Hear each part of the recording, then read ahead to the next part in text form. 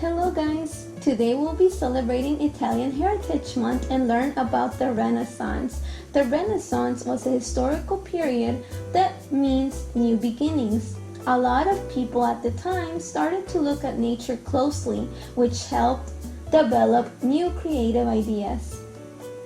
Donato de Niccolò di Bettopardi, known as Donatello, was an Italian artist who was a sculptor.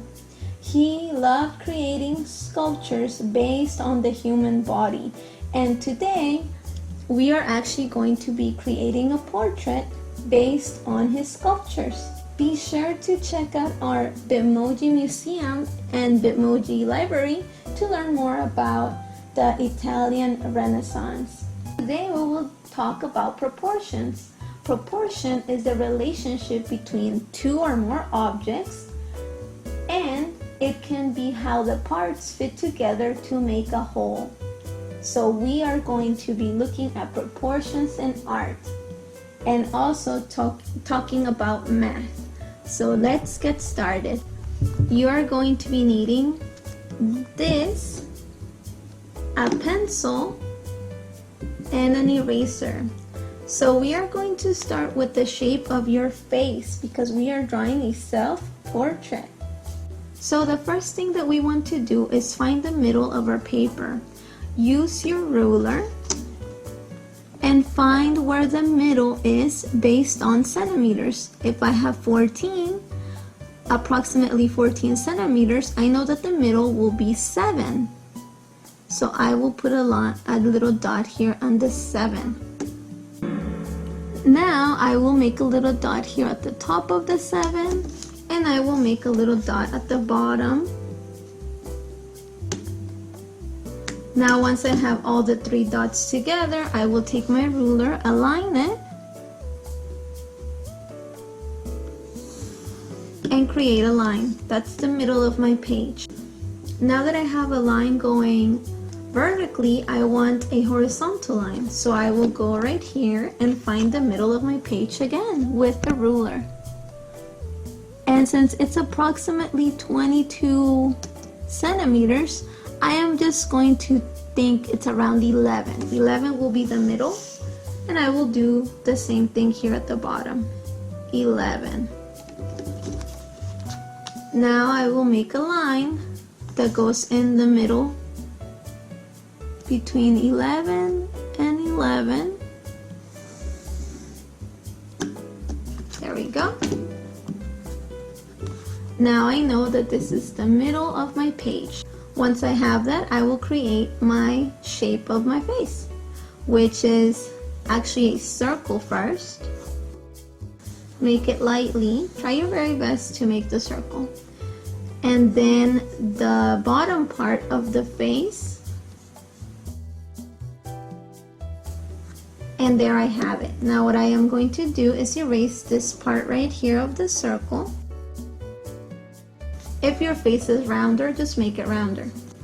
Now your eyes are going to be in the middle of the shape that you have. So when I partition the shape into a half, the eyes will be right here. Now if I take that part and the chin, I need to partition this area again into 1/2 again. Now there is my nose. And I will do the same between the nose and the chin. I will place my mouth right there. Now that I have created these lines, I am creating a little rectangle here for that I know that that's where my nose will be. And this will be my eyes. At the top of my eyes, I will have my eyebrows. So let's get started with our facial features. Create some eyes. Now for the nose, you're going to make 2 little lines right here. And remember, we're staying inside of this kind of rectangle here. We're going to make a little curvy line, one on one side and one on the other side. And there's your nose. And it depends how big your nose is or how small it is, how the size is going to be here.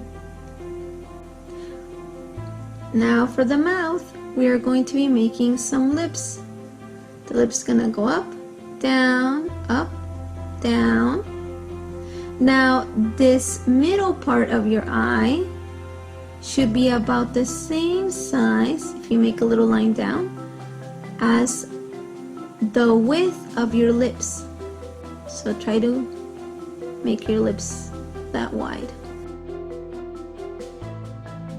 Now for your eyebrows right here, you can make the little eyebrow however you have it. Some people have different shape eyebrows, so choose the shape that fits your face. And I almost forgot, we also have eyelids, so make a little line on top of your eye to create an eyelid, and some lashes if you want to put some lashes, depending on how big or short you have them. Now that you have created that, you can add glasses if you have glasses.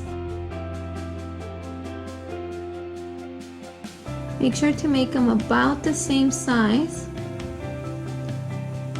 following this line of symmetry. The symmetry is whatever you do on one side, you have to do on the other side. It reflects. Now we need some ears.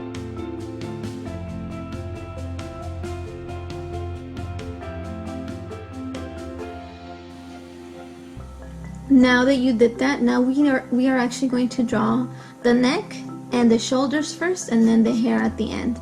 So for the neck, we are going to come from the face, making the neck go down from the face, and then we're going to simply create a curved line. Now on each of the shoulders, you're going to go straight out and then make a wave. This. Now for the hair, your hair doesn't start at the top of the head. It actually starts from your forehead. So look at your forehead and see, where do you have your part? Do you have a part on the side, in the middle? Mine's on the side. Have a little part like this. And then my hair is kind of curly, so it goes like this.